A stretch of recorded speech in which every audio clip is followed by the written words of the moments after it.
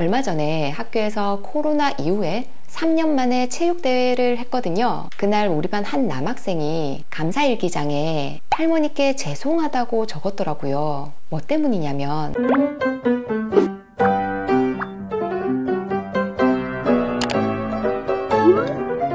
안녕하세요. 어디든 학교의 하유정입니다. 오늘은요, 제가 제 아이들과 또 제 제자들과 무슨 일이 있어도 매일 실천하는 이 한 가지 습관을 여러분들과 공유하려고 해요. 하루 24시간 중에 진짜 짧으면 1, 2분도 채 걸리지 않는 이 별것도 아닌 습관이 마치 나비 효과처럼 우리 인생에 큰 파장을 일으킬 거예요. 이 습관이 뭐냐면요, 바로 세 줄 감사일기. 저는 어렸을 때 저희 엄마에게 이 정도의 감사할 줄 알아야지, 이게 얼마나 감사한 일이야, 이런 말을 참 많이 들었는데 그 말이 참 듣기가 불편했어요. 아니, 더 좋은 결과가 있을 법도 한데 왜 요 정도밖에 안 된 거에 감사하라고 하는지, 마치 현실에 안주하라는 거냐고 그런 약간의 반항심이 들기도 했어요. 더 적극적으로 해보려는 의지도 없는 것 같아서 그런 말이 좀 듣기 싫었던 것 같아요. 아니, 주어진 것에 감사하라고? 아니, 그렇게 현실에 안주하면 무슨 변화가 있는 거냐고, 이렇게 말이죠. 그런데 제가 뭐 길지도 또 짧지도 않은 이 정도 인생을 살아오면서 참 다양한 역경을 마주할 때가 있어요. 아니, 공부에만 몰입해도 그 에너지가 모자랄 것 같았던 그 학창시절에 IMF를 겪으면서 책상 하나 둘 곳 없었던 그 단칸방에 우리 네 식구가 살아야 했던 그 날들, 또 사랑하는 누군가를 갑자기 떠나보내야 했던 그 슬픔의 날들, 또 여러 형편상 또 상황상 하고 싶었던 일을 눈앞에 두고도 포기할 수밖에 없었던 상황들, 내 몸이 아파서 스스로 한 걸음 떼기조차 힘들었던 그런 날들, 그 다양하게 저를 힘들게 했던 상황들은 저를 끝도 보이지 않는 나락으로 저를 끌어잡아 당기는 그런 블랙홀 같았어요.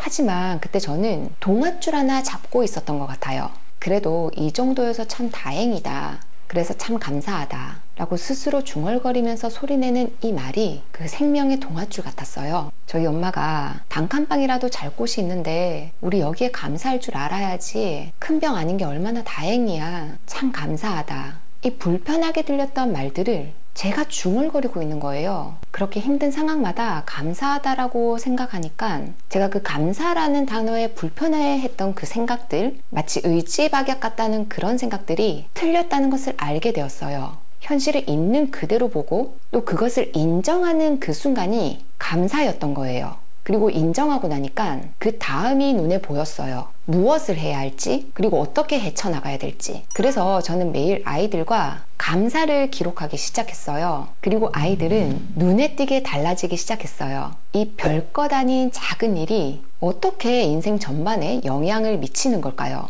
그건요, 그 사소한 일에 감사를 느끼는 만큼 불만이 줄어들기 때문이에요. 그 감사와 불만은 총량의 법칙을 따르거든요. 그래서 감사일기를 쓰는 것은 우리가 부정적인 감정으로부터 멀어지게 도와주는 거예요. 그리고 작은 것에 감사하는 마음이 점점 커지면서 이전에는 감사하다고 여기지 않았던, 심지어 예전 같았으면 화가 날 만한 그런 상황에도 이 정도면 다행이다, 감사하다, 이렇게 여길 수 있게 되면서 사건을 바라보는 시각 자체를 변화시키는 거예요. 미국 캘리포니아 주립대의 폴 미스 교수는 감사하는 마음이 우리 몸에 어떤 변화를 주는지 연구했는데요. 특히 신부전 환자들을 대상으로 8주간 감사일기를 꾸준히 적게 한 다음에 그 일기를 적은 그룹과 적지 않은 그룹을 비교해 보았더니 감사를 더 많이, 더 잘 느낄수록 더 잘 자고 덜 우울하고 심장 기능도 좋았다는 거예요. 게다가 염증성 지표 또한 확실히 떨어진 것을 확인한 거예요. 우리가 무엇에 대해 감사하든 그 감사하는 그 마음 자체가 우리 몸과 마음을 회복시킨다는 거예요. 우리가 화가 나면 교감신경계가 자극되어서 아드레날린과 같은 신경 전달 물질이 분비되고, 또 분비된 아드레날린은 다시 부신을 자극해서 스트레스 호르몬인 코르티솔을 다시 분비시키거든요. 반면에 감사를 느낄 때는 측두엽의 사회적 관계 형성과 관련된 영역과 즐거움과 관련된 쾌락 중추가 자극되어서 도파민, 엔돌핀, 세로토닌, 즉 행복 호르몬이 분비되는 거예요. 또 한 초등학교에서 3개월간 감사를 꾸준히 실천하고 그 이후에 뇌파동을 검사해봤더니 부정성의 지표인 뇌피로도 지수는 20% 정도 개선이 되었고 의심지수도 현저히 낮아졌어요. 반대로 긍정성 지표인 자기조절과 심신의 균형 감각은 높아졌다고 해요. 뇌 피로도가 낮아진다는 건 마음의 여유도 생기고 또 밝아지고 더 나아가 공부 정서에도 영향을 주겠죠. 우리 사람의 뇌는요, 본능적으로 걱정, 불안, 고쳐야 할 것 같은 그런 부정적인 부분에 훨씬 더 길들여져 있어요. 여기에 감사에 대한 정보가 입력되면 뇌가 감사를 중요한 정보로 인식하면서 점점 긍정적인 사람으로 변화시키는 거예요. 내게도 좋은 일이 끊임없이 일어나고 있구나. 이때 매일 습관적으로 적는 이 감사일기가 긍정성을 훈련하는 좋은 방법이 되는 거예요. 저희 반 아이들은 하루를 마칠 때 알림장에 오늘의 감사를 적어요. 처음에는 감사할 게 하나도 없다고 그렇게 투덜대던 아이들도 어느 순간 적을 칸이 모자란다고 말해요. 별것도 아닌 일에 투덜거리던 아이가 작은 친절에도 고맙다고 말하는 아이로 변화하는 그 순간이에요. 얼마 전에 학교에서 코로나 이후에 3년 만에 체육대회를 했거든요. 그날 우리 반 한 남학생이 감사일기장에 할머니께 죄송하다고 적었더라고요. 뭐 때문이냐면 할머니가 우리 손주 체육대회 하면서 덥고 목마를까봐 시원한 물을 싸주셨는데 그 물통을 깜빡했다는 거예요. 그래서 할머니께 죄송하다고 적었더라고요. 이 상황을 부정적으로 생각해보면 할머니가 물만 넣어주고 아니 그걸 가방에 챙겨주지 않아서 내가 오늘 목말라 죽을 뻔했어 이렇게 원망스럽다고 느끼는 아이도 분명 있었을 거란 말이에요. 그런데 이 아이 참 마음이 예쁘죠. 죄송하고 후회되는 감정은 좀 어때요? 그 역시 감사에서 뻗어나온 그 감정의 한 갈래예요. 할머니에게 감사하기 때문에 자신의 행동이 후회되고 그로 인해 할머니에게 죄송하다는 마음이 드는 거예요. 그런 미안한 감정을 느껴본 아이는 더 작은 일에도 더 많은 감사로 채워지고 또 그 감사는 표현할수록 강해지는 거예요. 우리 아이들이 참 예쁜 게요. 감사일기를 또 쓰고 나면 그걸 또 수시로 들춰봐요. 그래, 이날 내가 이런 일에 감사를 느꼈었지. 그날 그 친구가 참 고마웠어. 오늘 학교 오는 길에 바람이 참 시원해서 행복했어. 이러면서 다시 한번 미소 짓거든요. 아이들이 엄마 아빠가 캠핑 정도 데려가줘야 그 정도쯤 돼야 감사하다고 느끼지 않도록 이렇게 아무 일 없이 보낸 오늘도 너무 감사하다고 느끼도록 말이에요. 이 감사 습관은요, 자신의 그 특별하지도 않은 일상을 세심하게 관찰하거나 자신의 감정을 또 돌아보는 기회가 되는 거예요. 우리가 3줄 감사일기를 적겠다고 마음을 먹었어요. 그런데 이때 복병이 있어요. 우리가 성인군자의 마음으로 우리 감사일기 적을까? 오늘 어떤 일에 감사한 마음이 들었어? 이렇게 물어보면 애들이 뭐라고 대답해요?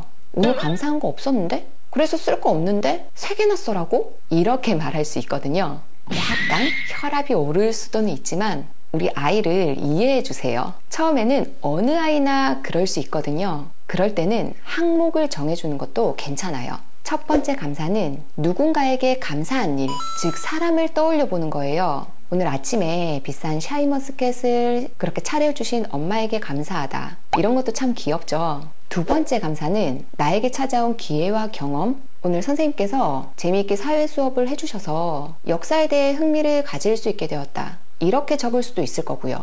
세 번째 감사는 평범하고 일상적이며 사소한 것을 적는 거예요. 내가 너무 잘생겨서 감사하다. 시원한 가을바람이 불어 감사하다. 이런 평범하고 일상적인 모습을 새롭게 보고 느끼는 거예요. 이 3줄 감사일기를 적는데 또 다른 복병이 있어요. 바로 하루 1분을 투자하기에도 엄마 아빠가 너무 바쁘다는 거. 학교에서는 아이들과 매일 감사일기를 적는 게 그렇게 어렵지가 않은데 저도 집에서는 평범한 엄마이기 때문에 가끔은 씻고 재우기가 바빠서 아이들과 감사일기 적는 것을 놓칠 때가 있거든요. 그러면 그런 날은 좀 피곤하니까 스킵할까요? 그렇게 생략하지는 않아요. 잠자리에 누워서 오늘의 감사를 대화로 나눠요. 그러면 애들이 오늘 급식 시간에 잔치국수가 나왔는데 진짜 맛있었거든? 맛있는 국수 만들어주신 분들께 너무 감사하다. 또 체육 시간에 피구하다가 얼굴을 공에 맞았는데 괜찮냐고 물어봐준 예은이에게 너무 감사하다. 이런 이야기를 도란도란 나누게 되거든요. 그러면 아이는 그 감사라는 따뜻한 감정 이불을 포근하게 덮고 자는 거예요. 사실 우리 어른들은 물론이고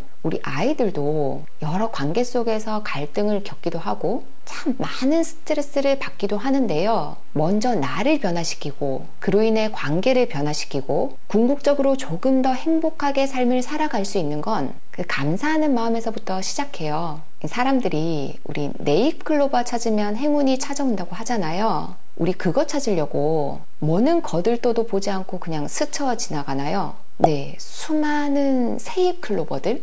그런데요, 이 새잎클로버 꽃말이 뭔지 아세요?